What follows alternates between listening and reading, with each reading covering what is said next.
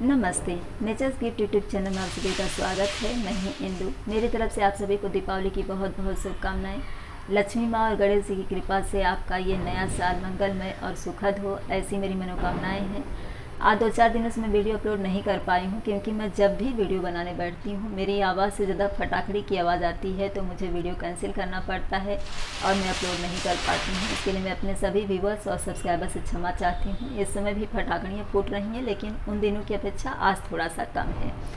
आज का ये वीडियो, सर्दियों का मौसम शुरू हो चुका है, तो ऐसे में अपने बच्चे की इम्यूनिटी को बूस्ट करने के लिए आप क्या कुछ कर सकती हैं और बच्चे को सर्दी से बचाए रखने के लिए कौन कौन से टिप्स अपना सकती हैं, इसी की जानकारी देने जा रही हूँ। वीडियो अगर पसंद आएगी तो लाइक करना मत भूलिएगा। चैनल पर अगर आप न्यू हैं तो चैनल को सब्सक्राइब और वीडियो को ज़्यादा से ज़्यादा शेयर कर दीजिएगा, ताकि जो न्यू पेरेंट्स होते हैं उन्हें भी इनकी जानकारी हो जाए। जब तक बच्चा 2 साल का होता है उसे 8 से लेकर के 10 बार तक सर्दी जुकाम होना नॉर्मल होता है। ये डॉक्टर भी कहते हैं, बड़े बुजुर्ग भी कहते हैं, और कुछ लोग तो ये भी कहते हैं कि ये ज़रूरी भी होता है, क्योंकि कफ जो बच्चे के सीने में जमा होने लगता है, बच्चा जो दूध पीता है या फिर जो दूध दही घी ये सब चीज़ें होती हैं, ये कफ बनाती है, तो बच्चे के सीने में धीरे धीरे वो सब जमा होने लगता है। और जैसे ही बच्चे को सर्दी जुकाम होता है, खांसी आने लगती है, तो हम कुछ न कुछ होम रेमेडीज़ ज़रूर अपनाते हैं या फिर डॉक्टर की दवा लेते हैं। तो इससे वो जो कफ अंदर रहता है वो धीरे धीरे पिघल करके या तो पॉटी के रास्ते या फिर नाक से बलगम के रास्ते निकल जाता है। तो इसलिए सर्दी जुकाम होने पर हम कुछ न कुछ ऐसा ज़रूर अपनाते हैं जिससे कि वो निकल जाता है और बच्चे की बॉडी फ्रेश हो जाती है। और इससे ये पता होता है कि जब बच्चे को सर्दी जुकाम होता है तो हम ये जो होम रेमेडीज़ अपनाते हैं, इससे बच्चे की बॉडी न सिर्फ फ्रेश होती है बल्कि बच्चे की हाइट भी खुलती है। तो इसलिए ज़रूरी कहा गया है कि बच्चे को 8 से लेकर के 10 बार तक 2 साल की उम्र तक सर्दी जुकाम होना नॉर्मल होता है।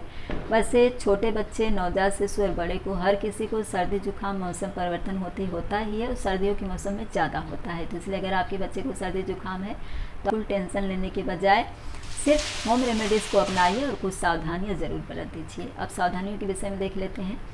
जब बच्चा आपका छोटा है, अगर आप ऐसी जगह पर हैं जहाँ बहुत ज़्यादा ठंडा है, रूम टेम्परेचर जो होता है वो नॉर्मल नहीं रहता है, तो आप अगर मालिश करने जा रही हैं बच्चे की, तो रूम टेम्परेचर को पहले नॉर्मल कर लीजिए। रूम टेम्परेचर नॉर्मल करने के लिए आपको ज़्यादा पैसे खर्च करने की ज़रूरत नहीं है। ये स्टीमर मैंने आप लोगों को कई वीडियो में दिखाया हुआ है।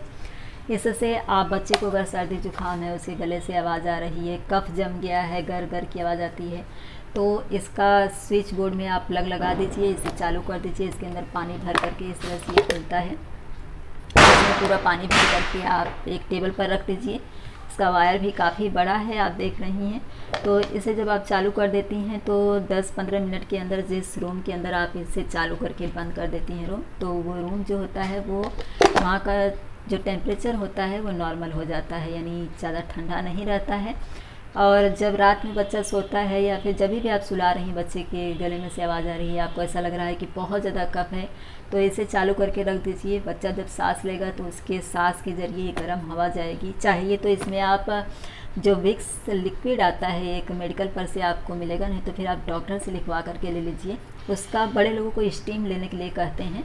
जो नीलगिरी का तेल रहता है उसे भी आप डॉक्टर से सजेशन लेकर के इस पानी में डाल सकती हैं, तो वो जो गर्म हवा निकलती है उसके साथ में वो निकलता है, तो बच्चे को सांस जो फंसती है वो नहीं फंसती है, उसके सांस के ज़रिए वो हवा अंदर जाती है, तो जो बलगम होता है वो बहुत तेज़ी से पिघल करके निकल जाता है।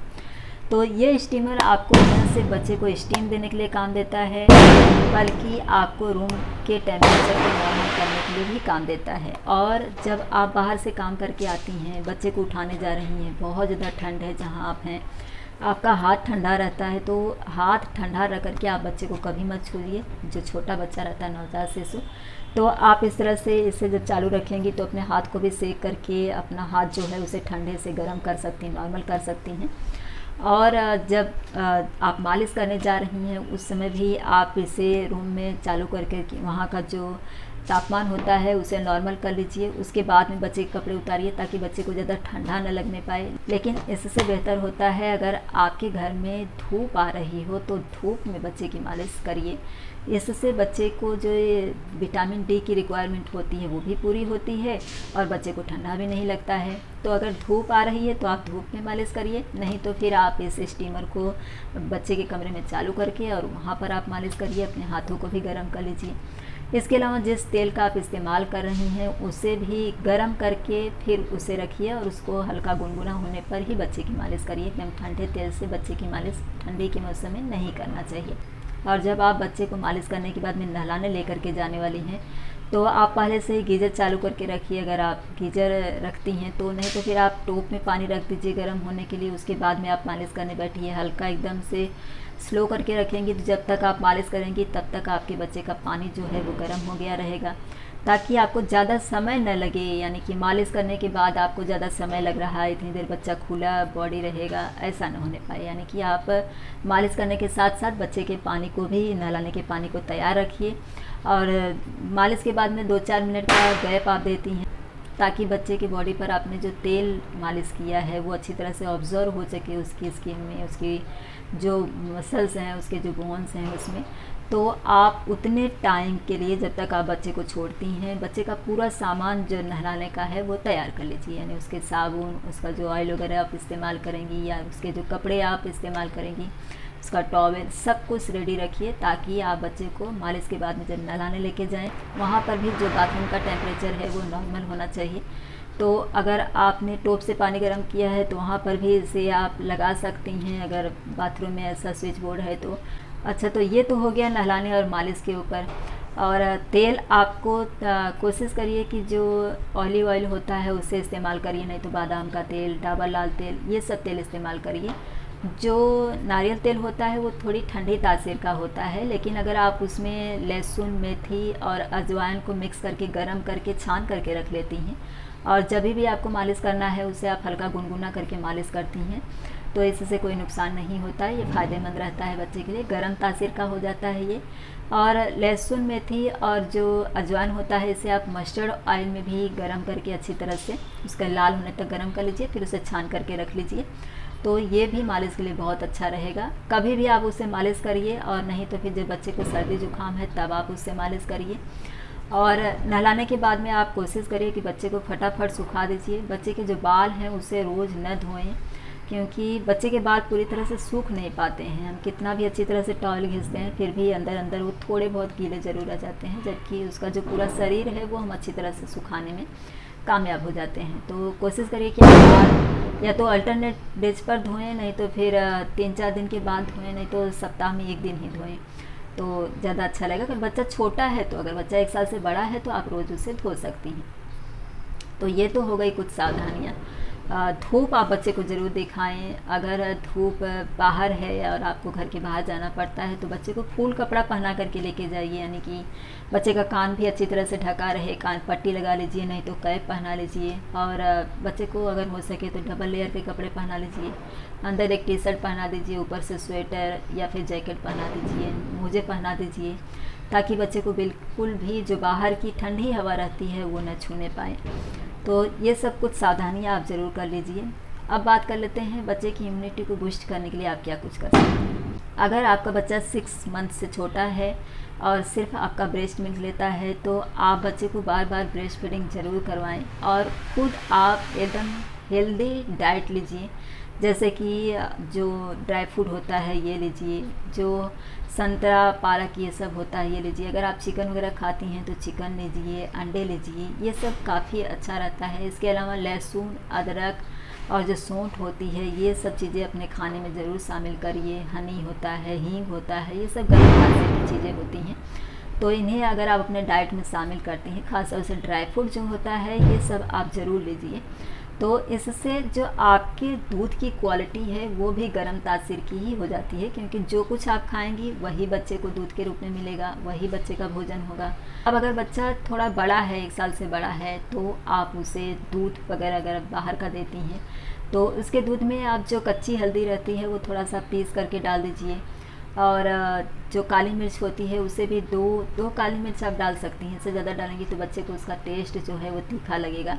इसके साथ में आप गुड़ भी डाल दीजिए। ये जो कफ होता है उसके लिए बहुत अच्छा रहता है, और प्लस जो दूध का टेस्ट होता है वो थोड़ा मीठा हो जाता है। तो आप गुड़ और जो हल्दी होता है वो डाल दीजिए दूध पकाते समय। और जो ड्राई फ्रूट होता है, अगर बच्चा 1 साल से बड़ा है या 9 महीने का भी है, तो आप काजू, बादाम, पिस्ता, अखरोट, इन सब चीज़ों को आप अच्छी तरह से थोड़ा सा रोस्ट कर लीजिए और इसे पीस कर पाउडर बना करके रख लीजिए। और बच्चे को जब भी सेरेलैक देती हैं तो उसमें मिक्स करके दे दीजिए। नहीं तो ओट्स, दलिया या फिर हलवा बना करके बच्चे को खिलाती हैं तो उसमें आप अच्छी तरह से मिक्स करके दे दीजिए। ड्राई फ्रूट जो होता है वो गर्म तासीर का होता है, और इससे बच्चे का वज़न भी बढ़ता है, बच्चे की इम्यूनिटी भी बूस्ट होती है। इसके अलावा फ्रूट के जो जूस होते हैं, जैसे संतरे का जूस हुआ, ये सब ज़रूर दीजिए। बच्चे को सूप दीजिए। अगर बच्चा 1 साल से बड़ा है तो चिकन का सूप दीजिए, उसे अंडा दीजिए।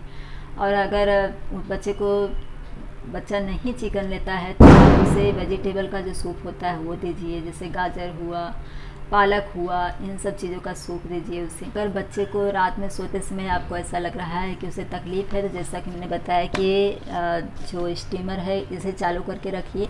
और अगर आपके पास ये नहीं है तो आप जो अजवाइन होता है, लहसुन होता है, उसे हल्का सा तवे पर सेक लीजिए और बच्चे के सिर के पास में, उसके तकिए के पास में आप एक कॉटन की पोटली बना करके रख लीजिए। तो उसका जो हवा रहता है वो निकलता रहता है, उसकी खुशबू से बच्चे को सांस लेने में बहुत अच्छा रहता है। इसके अलावा नीलगिरी जो होता है, नीलगिरी का तेल आप इस तरह से एक टिश्यू पेपर ले लीजिए, उसमें लगा करके बच्चे के सिरहाने रख देंगी तो इससे भी बच्चा जब सांस लेता है तो उससे सांस जो होती है वो क्लियर करने के लिए, यानी नाक अगर जाम है, बंद है, तो वो क्लियर हो जाती है। इसके अलावा जो नेजल सलाइन ड्रॉप होता है, इसका भी इस्तेमाल करिए। अगर बच्चे को सर्दी है और उसकी नाक बंद होती है तो आप उसका भी 2-3 बार में आप इस्तेमाल कर सकती हैं बच्चे की नाक को क्लियर करने के लिए, ताकि उसे सांस लेने में तकलीफ़ ना हो। जब ठंडी हवा चलती है उस समय बच्चों की त्वचा जो होती है, उसकी जो स्किन होती है वो रूखी रूखी हो जाती है, फट सी जाती है, खास तौर से यहाँ पर गाल के पास में, हम बड़ों को भी फट जाती है।